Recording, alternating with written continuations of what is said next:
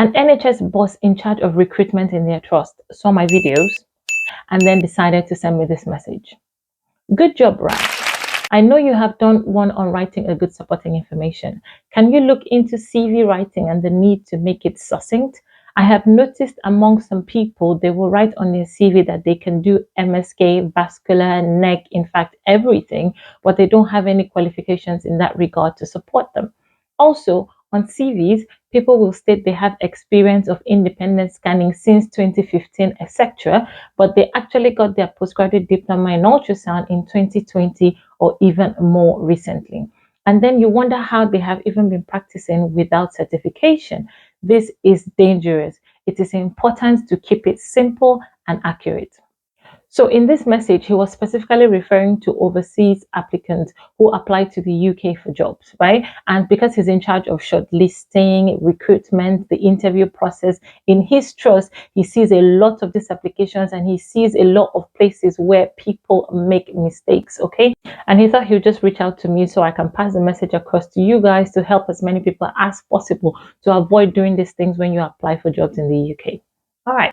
So following this message, I reached out to this NHS boss so he can tell me more that can help my followers, my audience, my subscribers. And these are the things that he told me. Now, before I do that, a very, very necessary.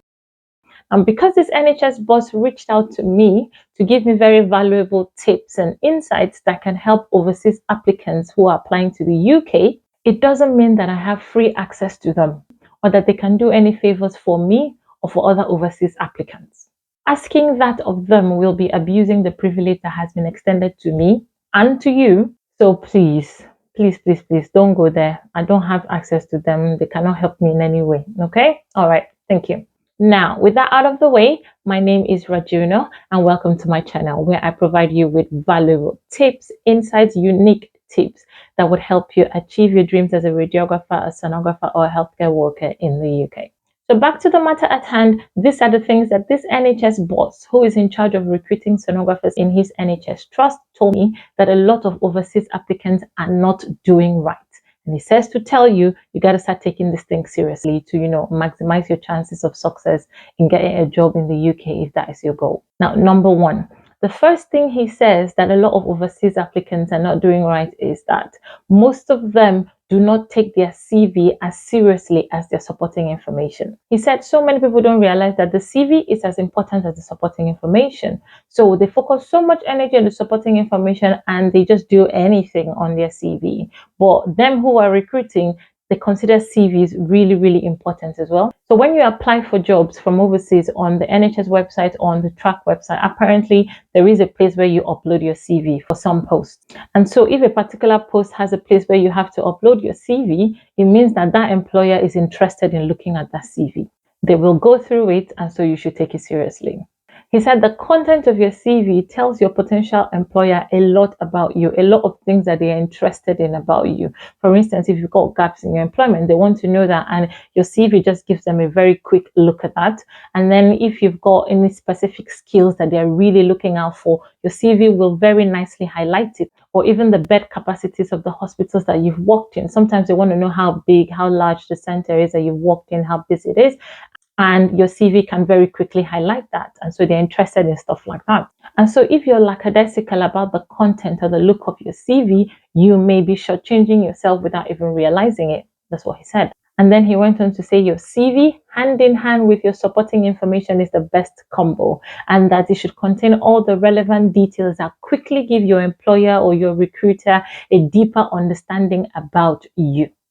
Okay, so number two, the second thing that you're not doing right is including skills that you do not possess on your CV. He was like, he knows that a lot of overseas applicants, want to get a job as soon as possible. And so because of that, they start to bombard their CVs and their supporting information with so many skills that usually they do not possess. And these are the kind of things that will be uncovered at interview stage. And so just like the message he sent, it's better to be truthful and keep it simple, because at interview stage, they're going to ask you about these things. And you said you can do this, and you said you can do that, and you said you had so much experience. Okay, they just ask you something in that region, something related to that, and you should be able to show working. And so he says that so many overseas applicants, when they now interview them and they're talking to them and they're telling them to say the things that they wrote down that they can do, a lot of times, they flop because they really did not have that skill in the first place. So he's really encouraging overseas applicants to please stay truthful, so just say what you can do. You don't have to go and borrow experiences, and especially when it is a non-specialist role. And then he said a lot of things just do not make any sense. How do you state that you finished your postgraduate diploma in 2017, just like his message, and then you now write that you've got over 10 years experience scanning as a sonographer independently? How? I think I've said this in one of my supporting information videos. It just does not make any logical sense. A UK recruiter cannot understand how that is even possible, because as far as they are concerned, no one is authorized to even hold an ultrasound probe independently if they are not yet qualified.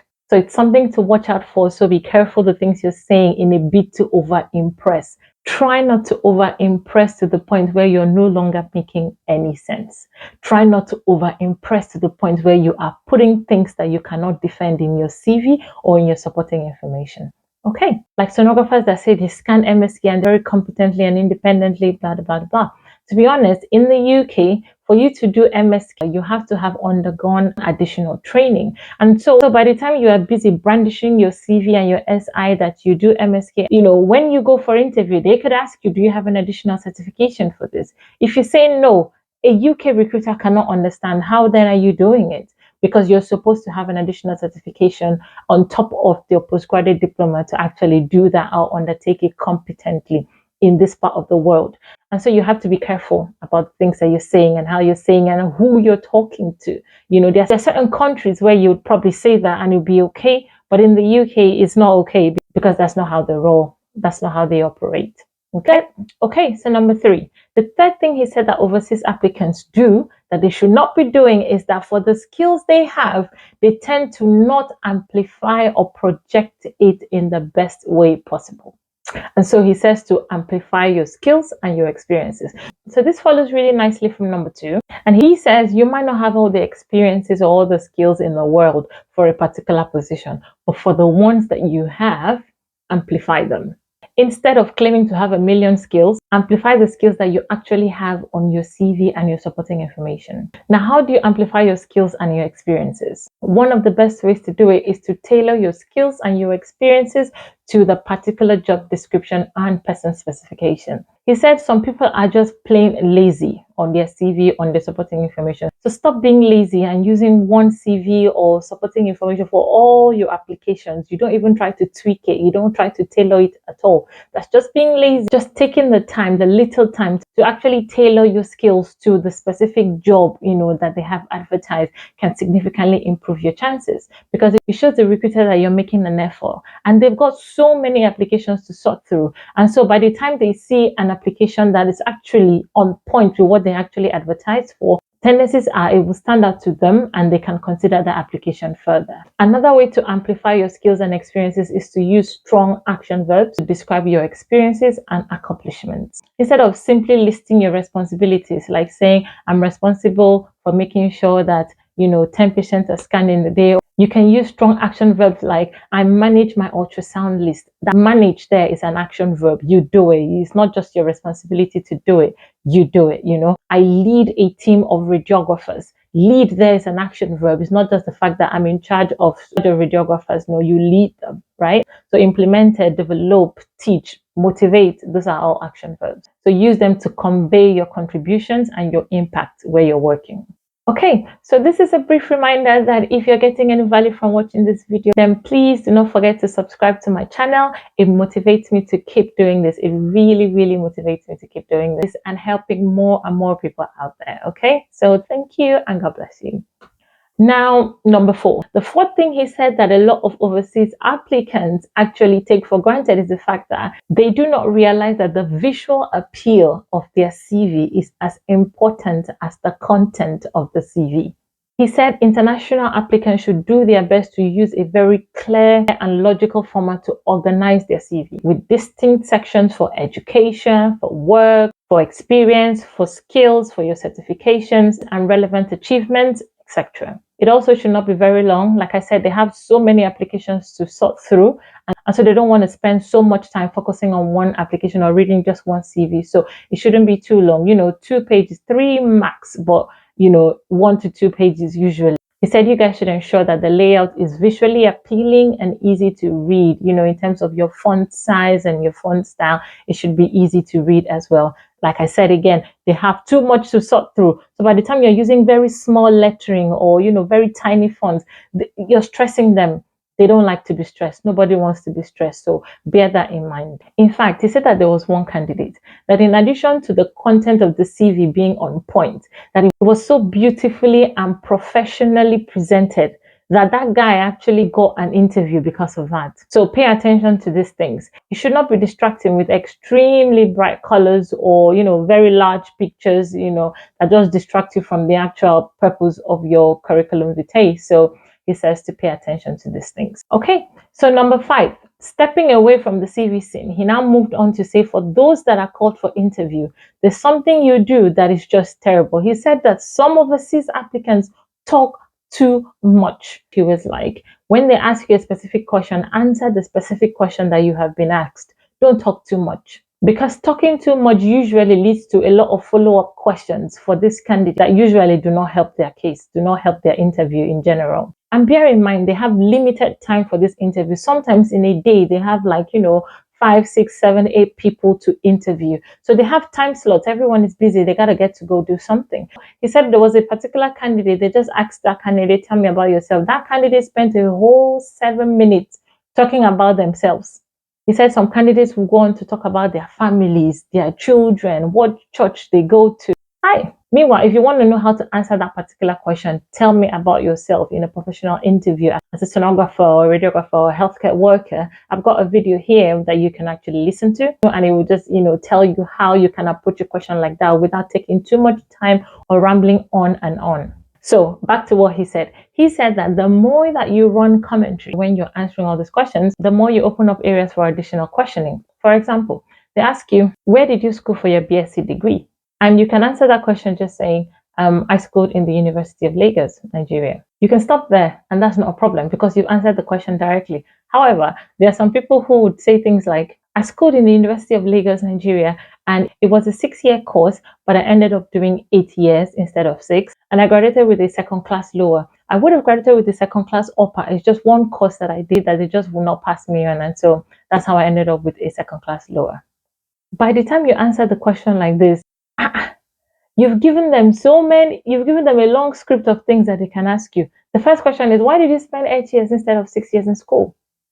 You now have to start answering that. And then they also want to know, what course is that you did not pass? And what's that course that you did not do well on that caused you to have a 2-2? It's not their business. Why are you going to talk about stuff like that? So keep it brief, keep it simple. That's what this lead was saying. Keep it simple, keep it concise. If they ask you a question, answer what they've asked you. Stop creating more avenues for them to ask you more questions.